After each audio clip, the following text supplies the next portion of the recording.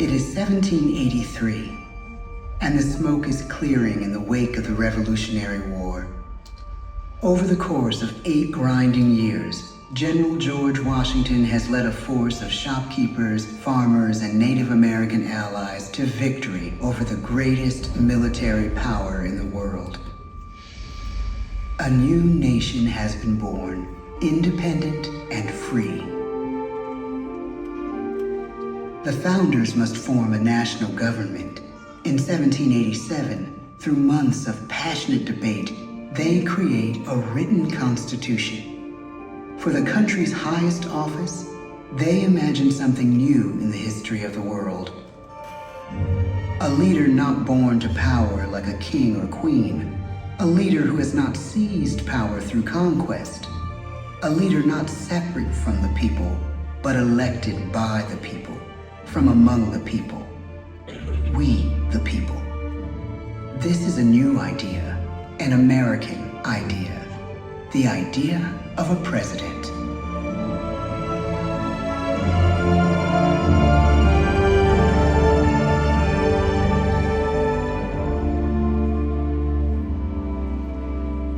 The people don't know exactly what a president will be, but there is little doubt who it will be.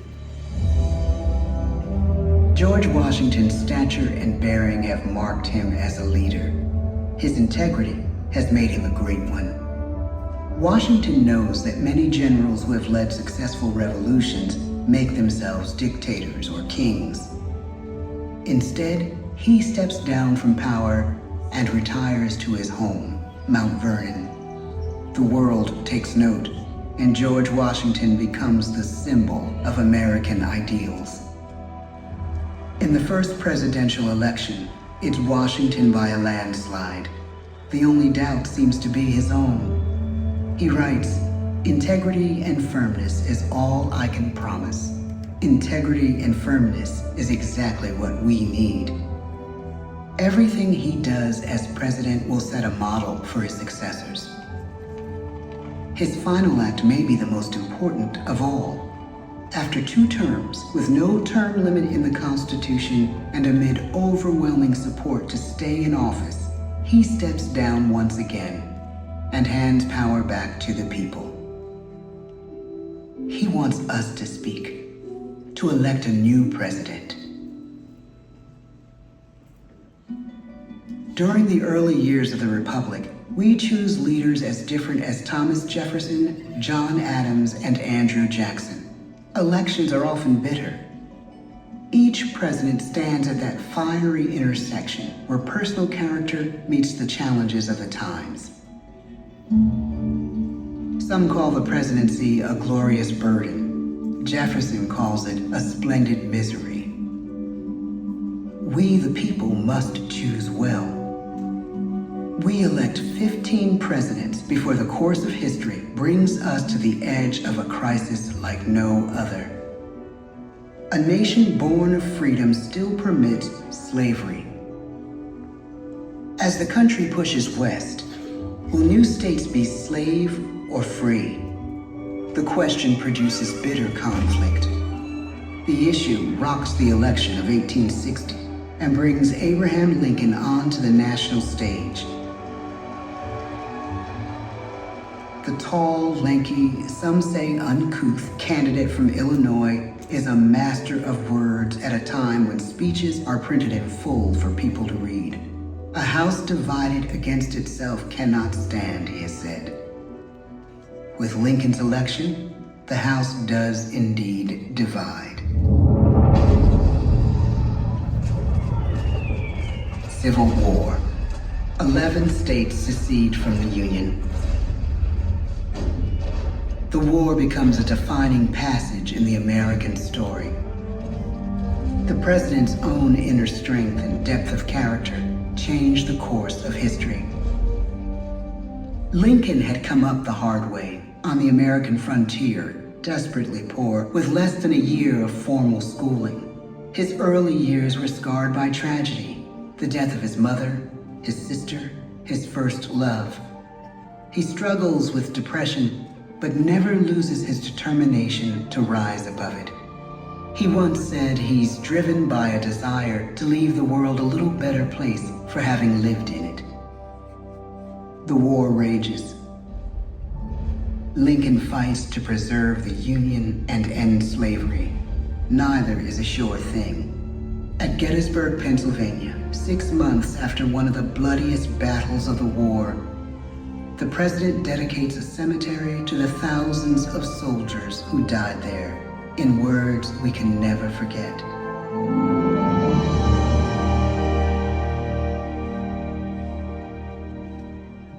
"Fourscore-and-7 years ago, our fathers brought forth on this continent a new nation, conceived in liberty and dedicated to the proposition that all men are created equal. Now we are engaged in a great civil war, testing whether that nation or any nation, so conceived and so dedicated, can long endure. We are met on a great battlefield of that war. We have come to dedicate a portion of that field as a final resting place for those who here gave their lives, that that nation might live. It is altogether fitting and proper that we should do this. But in a larger sense, we cannot dedicate, we cannot consecrate, we cannot hallow this ground. The brave men, living and dead, who struggled here, have consecrated it far above our poor power to add or detract. The world will little note, nor long remember what we say here, but it can never forget what they did here. It is for us, the living, rather, to be dedicated here to the unfinished work which they who fought here have thus far so nobly advanced. It is rather for us to be here dedicated to the great task remaining before us, that from these honored dead we take increased devotion to that cause for which they gave the last full measure of devotion. That we here highly resolve that these dead shall not have died in vain, that this nation, under God, shall have a new birth of freedom, and a government of the people, by the people, for the people, shall not perish from the earth.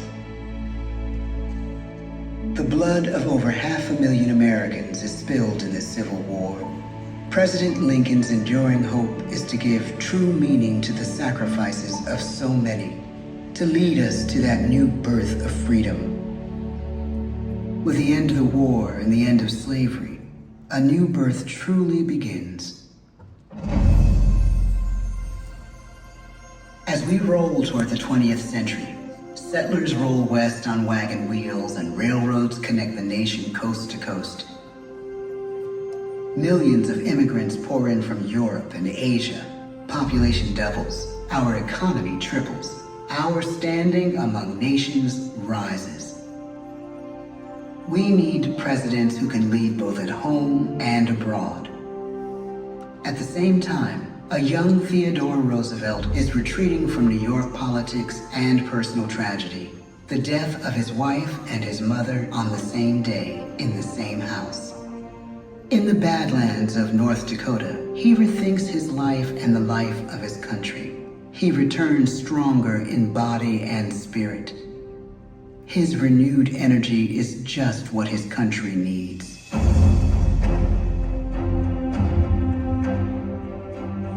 American industry is booming, but social tensions are rising. A progressive movement is bubbling up, pushing for change, and change is needed in the working and living conditions in cities. The gap widens between rich and poor.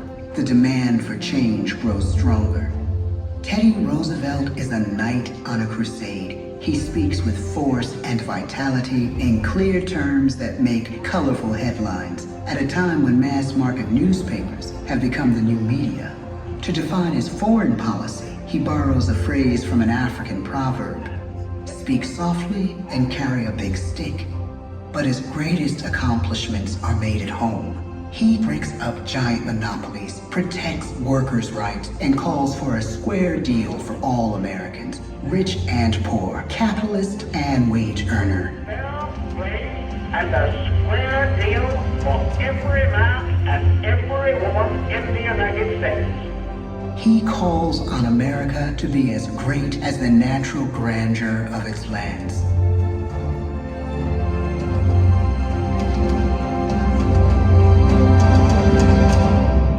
Keep your eyes on the stars and your feet on the ground, he tells us. And we do.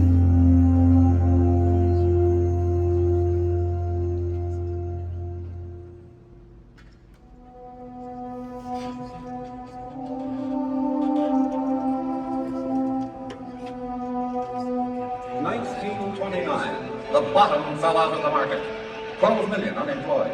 The breadlines and the soup. The results of the 1932 election now appear. When we elect our 32nd president, it is the worst of times. The course of history and the course of one president's life again shape a turning point in our national destiny. Franklin D. Roosevelt, paralyzed by polio, knows how to restore the faith of a people paralyzed by the Great Depression. I believe in practical exclamation and in practical policy. He has found the inner strength his countrymen now need. He speaks to us like a friend, a neighbor. His optimism is contagious, his voice perfect for the latest breakthrough medium, radio. He calls us to believe we have nothing to fear but fear itself. And we do believe. Tonight's attacks on England are perhaps the most widespread of the war in the course of the day. But an even greater challenge dominates his final years in office. The Second World War.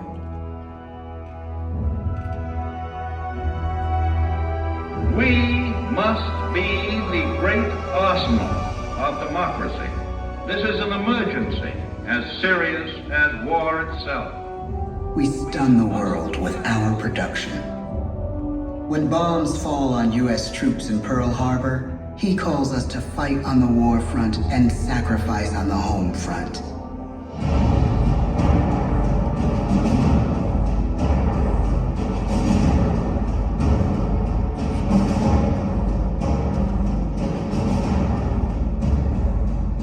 The harder the sacrifice, the more glorious the triumph.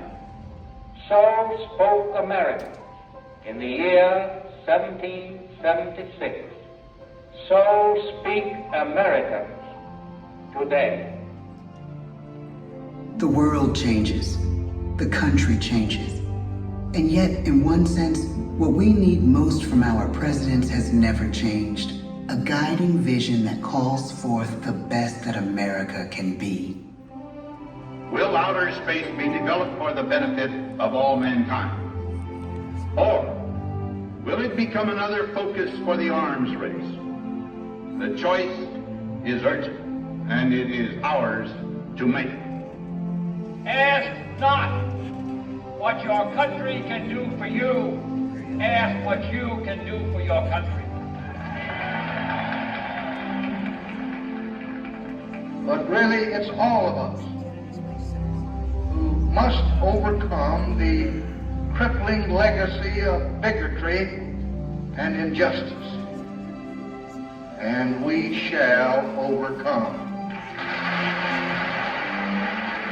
One of the agreements that President Sadat and Prime Minister Begin are signing tonight is entitled A Framework for Peace in the Middle East. Mr. Gorbachev, tear down this wall. You have lost too much, but you have certainly not lost America. I can hear you. The rest of the world hears you.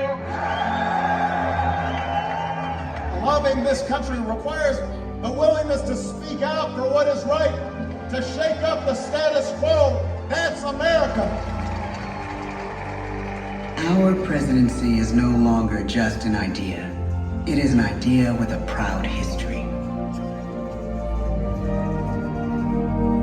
Ladies and gentlemen, the presidents of the United States of America.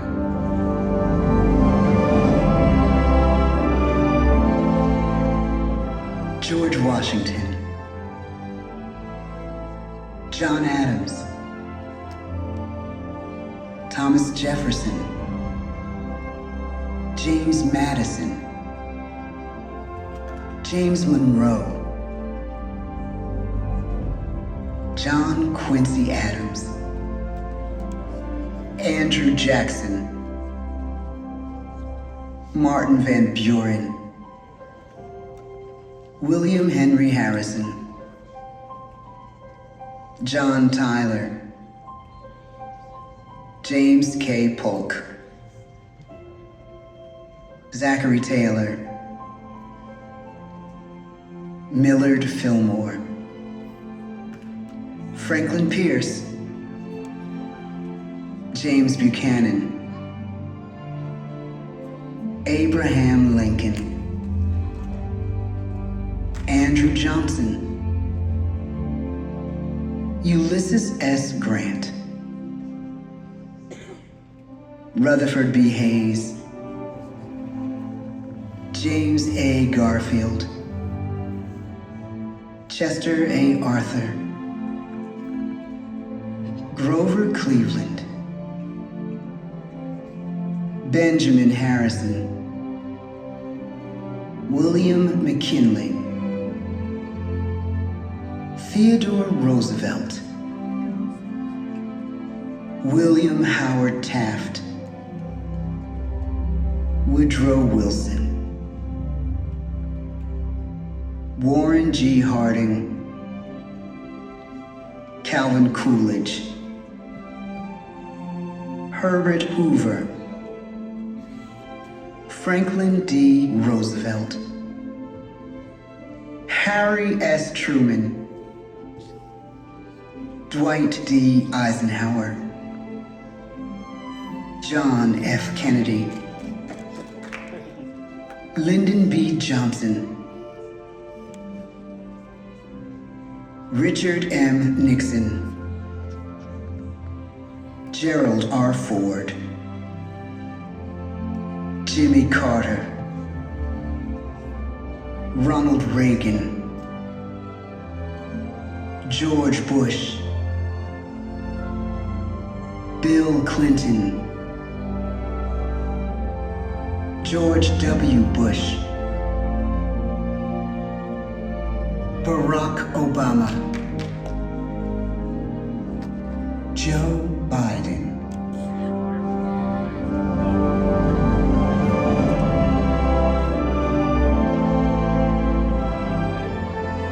And now we come to the present. Once again, we place our trust in the idea of a president, as we have from the beginning.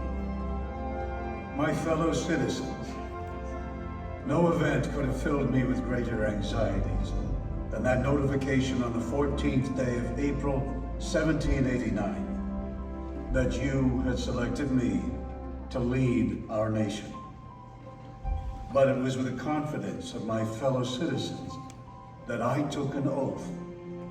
35 simple words that have been repeated by every American president throughout history. I, Donald John Trump, do solemnly swear that I will faithfully execute the office of President of the United States and will, to the best of my ability, preserve, protect, and defend the Constitution of the United States. So help me God. The presidency of the United States is a role unique in